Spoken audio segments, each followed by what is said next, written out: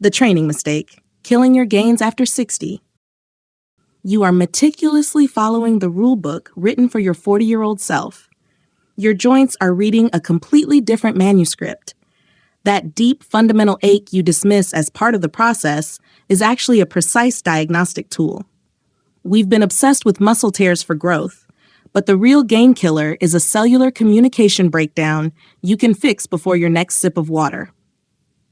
Today, we're dissecting that single pervasive training error that's silently halting your progress. This isn't about adding more supplements or grinding harder. We are revealing the precise, counterintuitive framework to not just regain those gains, but to build a far more resilient, capable physique. And for the men who see this through to the end, I have one bonus point that will tie this all together in a way that changes everything. Point 1, you're not old, you're undertrained. The wrong way is believing the slowdown is mandatory. It's the quiet resignation that leads to cutting your weekly sessions from 4 to 2, lowering the weight to be safe, and swapping ambition for maintenance. You start a conversation with your body on Monday and don't check in again until Thursday. The connection goes cold. What to do instead? You adopt a strategy called minimum effective dose frequency. This isn't about beating your muscles into submission once a week. It's about having brief, intelligent conversations with them more often. Think of it like this. You wouldn't learn a language by shouting vocabulary for an hour every Saturday and then ignoring it. You learn with consistent, daily practice. Your muscles and, more importantly, your nervous system learn the same way. Every time you perform a movement with intent, you're not just tearing fiber. You're lighting up a neural pathway and activating satellite cells. These are your body's repair and growth crew waiting in the wings. When you train too infrequently, that signal fades. The crew gets bored and clocks out. But with more frequent, submaximal touches, think a focused set of goblet squats on Monday, a brisk walk with intent on Tuesday, some hinge patterns on Wednesday. You keep the pathway illuminated and the crew on standby, ready to build. You're not asking for a massive, exhausting effort. You're sending a clear, recurring memo. We are still building here. Point 2. Cardio won't save your bones. The wrong way is faithfully logging miles on the treadmill or pedaling mindlessly on the elliptical. You do it for heart health, to sweat, to feel like you're doing something joint-friendly. You believe this steady, rhythmic pounding is fortifying your frame. It's creating a dangerous illusion of skeletal security. Your bones are not impressed by endless, predictable repetition. They adapt to it, becoming efficient, not stronger. What to do instead? You must prescribe yourself osteogenic impact protocols. Your skeleton is a brilliant, lazy engineer. It only builds density where it senses an urgent, irregular need. Steady-state cardio sends a boring, monotonous signal. All is well, nothing to see here. You need to send a different signal, a brief, sharper signal of, hey, pay attention here. This isn't about box jumps or plyometrics. We're smarter than that. It's about introducing variability and intent into your movement. It's the difference between a leisurely stroll and a purposeful, brisk walk, where you focus on a firm, deliberate foot strike. It's step-ups onto a stable bench, focusing on controlling your body weight down with a slight, intentional load on the landing leg. It's alternating your pace in a single walk, a minute fast, a minute moderate.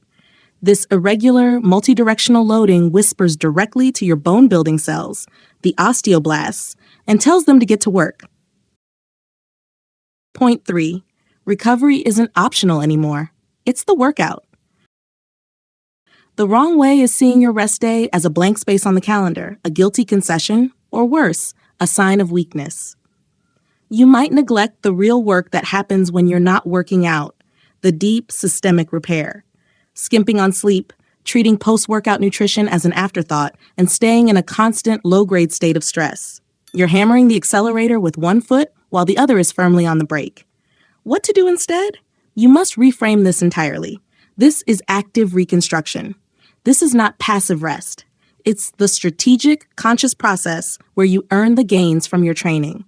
The workout provides the blueprint. Recovery is when the building gets done. If you skip this, you're just creating expensive blueprints you never build. Start the moment your last rep is done. Don't just grab your bag. Spend 90 seconds in focused diaphragmatic breathing. In through the nose, deep into the belly, slow out through the mouth. This isn't wellness fluff. This is a direct signal to your nervous system to downshift, to lower cortisol, and to begin the repair process immediately. You are switching the construction crew from cleanup duty to building mode. Next, think of protein not just as food, but as timed building materials. There's a critical window after training where your muscles are most receptive. Getting a quality source within that period isn't optional logistics. It's delivering bricks to the site the moment the foreman calls for them. And then, the non-negotiable foundation, sleep architecture. This is when your body releases the bulk of its growth hormone, when it repairs tissue and consolidates memory, including muscle memory. Chasing gains while cheating sleep is like a contractor trying to build a house without using the night shift. It's inefficient, and the structure suffers. Prioritizing 7 to 9 hours of quality sleep isn't being lazy. It's your most powerful anabolic strategy.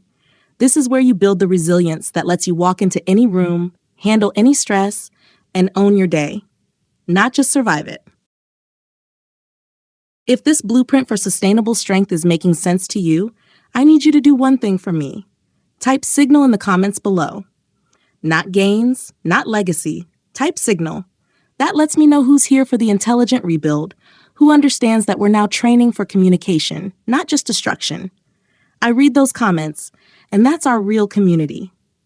Now for you, the man who engages, who pushes to the end of a video because you know the deepest value is often saved for last.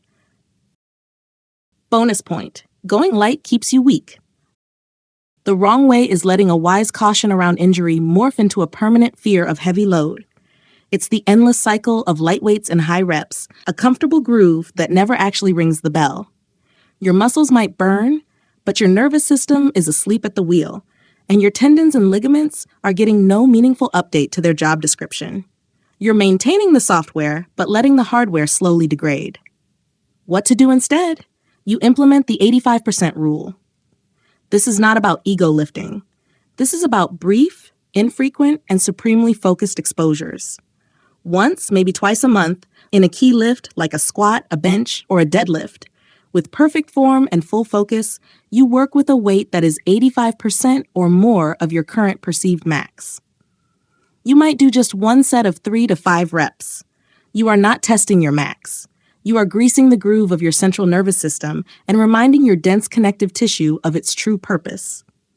It's keeping the alarm system exquisitely sharp, not testing it daily. This single practice builds a functional resilience that radiates confidence.